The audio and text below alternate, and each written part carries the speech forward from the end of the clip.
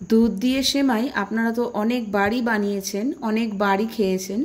আজকে আমি শেয়ার করে নেব আপনাদের সাথে নবাবী শাহী সেমাই, যেটা খেতে প্রচণ্ড টেস্টি হয়। আর সামনেই ঈদ, আপনারা যদি এখনও পর্যন্ত ডিসাইড না করে থাকেন ঈদের দাওয়াতে ডেজার্ট হিসাবে কি রাখবেন, তাহলে অবশ্যই বানিয়ে নিতে পারেন এই রেসিপিটি। আমি এখানে ঘরের বেসিক জিনিসই ব্যবহার করেছি, কোনো রকম ক্রিম ইউজ করিনি। তা সত্ত্বেও ভীষণই রিচ ক্রিমি তৈরি হয়েছে এই রেসিপিটি। এছাড়া এই একটা রেসিপির মধ্যেই আপনারা ফিরনি, সেমাই, পুডিং সব কিছুর টেস্ট একবারেই পাবেন। চলুন তাহলে রেসিপিটি শুরু করা যাক। নমস্কার বন্ধুরা, টুকির রান্নাঘরে সবাইকে স্বাগত। সবার প্রথমে আমি নিয়ে নিয়েছি 4 টেবিল স্পুন গোবিন্দভোগ চাল। এখানে গোবিন্দভোগ চালের পরিবর্তে আপনারা বাসমতি রাইসও ইউজ করতে পারেন। চালটা ভালো করে ধুয়ে নিয়ে আমি ঢেকে রেখে দেবো কিছুক্ষণের জন্য। আরেকদিকে দুধ গরম করার জন্য একটা পাত্র নিয়ে নিয়েছি। তার মধ্যে প্রথমে আমি একটু জল দিয়ে দিয়েছি, যাতে দুধটা গরম করার সময় নিচের দিকে লেগে না যায়। আর আমি এখানে নর্মাল দুধই ব্যবহার করেছি, নর্মাল টোন্ড মিল্কগুলো, কোনো রকম ফ্যাট মিল্ক ব্যবহার করিনি। দুধ নিয়ে নিয়েছি 1 লিটার। দুধ ভালো করে গরম হয়ে গেলে সেখান থেকে প্রায় হাফ কাপ দুধ তুলে রাখছি ঠান্ডা হওয়ার জন্য। আরেকদিকে প্রায় 10 মিনিট হয়ে গেছে, চালটাও ভিজে গেছে। চালটাকে একটা নেটের সাহায্যে খুব ভালো করে ছেঁকে নিচ্ছি, যাতে জল না থাকে। এই রেসিপিটা শুধু ঈদে নয়, যে কোনো উৎসবের দিনে আপনারা এটা বানিয়ে ফেলতে পারেন। এবার চালগুলোকে একটা মিক্সার জারে আমি ট্রান্সফার করে দিচ্ছি। চালগুলো এখানে পুরো পেস্ট বানালে চলবে না। দেখতেই পাচ্ছেন এখানে চালগুলো আমি একটু গোটা গোটা রেখেছি। পুরো ফাইন করে পিষে নিলে টেক্সচারটা ভালো আসবে না। আমি সামনে থেকে আরও একবার দেখিয়ে দিচ্ছি। ঠিক এভাবেই চালগুলোকে পিষে নিতে হবে। আরেকদিকে কাপের দুধটাও এতক্ষণে ঠান্ডা হয়ে গেছে।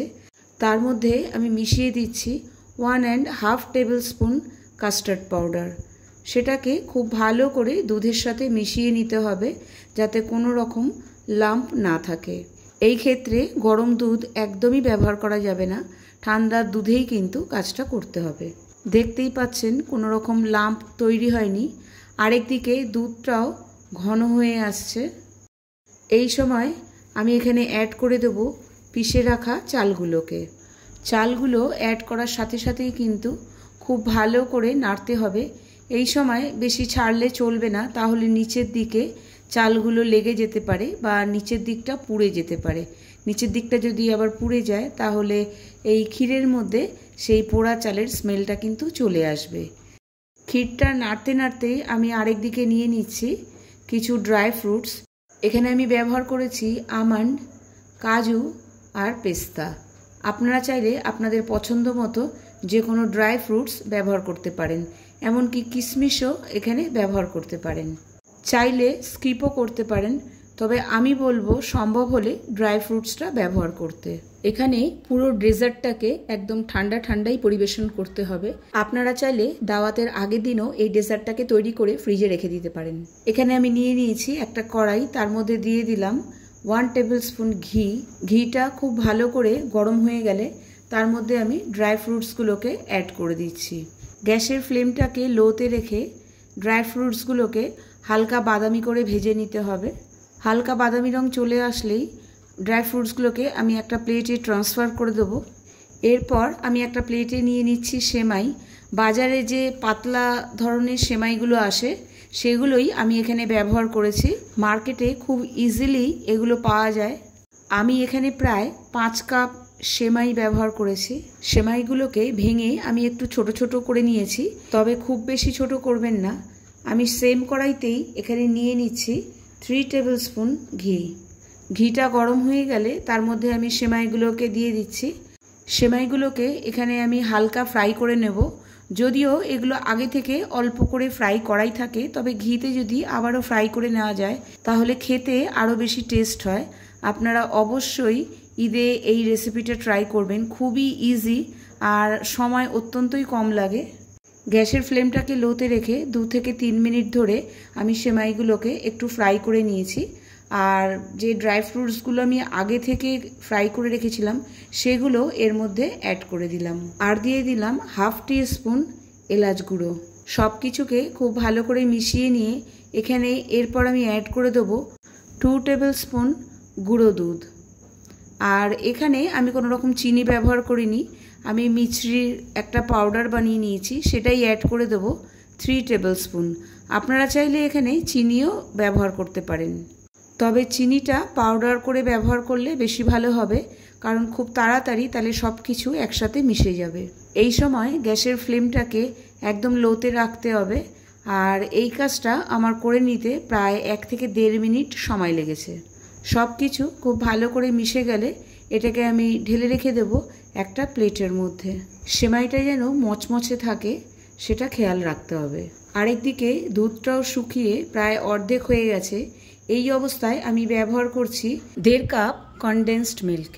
এখানে আমি কোনো রকম চিনি ব্যবহার করছি না, তবে আপনারা চাইলে এক্ষেত্রেও চিনি ব্যবহার করতে পারেন। এখানেও আপনারা চাইলে কেশর ব্যবহার করতে পারেন আর একটু ভালো কালার আনার জন্য। আমি এখানে কোনো রকম কেশর ব্যবহার করিনি। এরপর এখানে আমি অ্যাড করে দিচ্ছি 1/2 টিস্পুন এলাচ গুঁড়ো। সব কিছুকে আরও একবার খুব ভালো করে মিশিয়ে নিয়ে এবার আমি এতে অ্যাড করে দেবো কাস্টার্ড।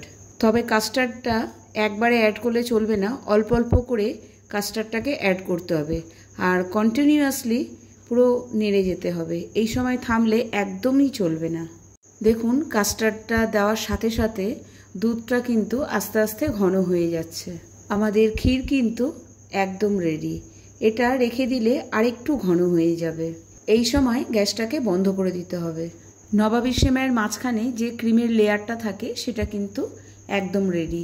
এবার বাকি কাজগুলোকে করে নিতে হবে। আমি একটা কাচের পাত্র নিয়ে নিয়েছি। সবার প্রথমে সেখানে আমি দিয়ে দিচ্ছি আগে থেকে ভেজে রাখা সেমাইগুলোকে আর সমানভাবে বিছিয়ে দিচ্ছি সেমাইগুলোকে। হাতা দিয়ে একটু এভাবে চেপে দিতে হবে যাতে সেমাইগুলো ভালো করে সেট হয়ে যায়। এরপর তৈরি করে রাখা ক্রিমের লেয়ারটা দিয়ে দিচ্ছি। এই ক্রিমের লেয়ারটা আমি একটু বেশিই দিচ্ছি। এটা যতটা বেশি হবে খেতেও কিন্তু খুব ভালো টেস্ট হবে। ক্রিমের এই গরমেই কিন্তু নিচের দিকের সেমাইয়ের লেয়ারটা কিছুটা নরম হয়ে যাবে। এখানে ভালো করে সব কিছুকে আমি সেট করে দিচ্ছি যাতে সমানভাবে চারিদিকে থাকে। আর ওপরেও আমি একটা সেমাইয়ের লেয়ার দিয়ে দিচ্ছি। এই লেয়ারটা কিন্তু ক্রিস্পি থাকবে আর এই ক্রিস্পির জন্যই খেতে কিন্তু আরও বেশি টেস্টি লাগবে। ওপর থেকে দিয়ে দিচ্ছি কিছুটা ড্রাই ফ্রুটস।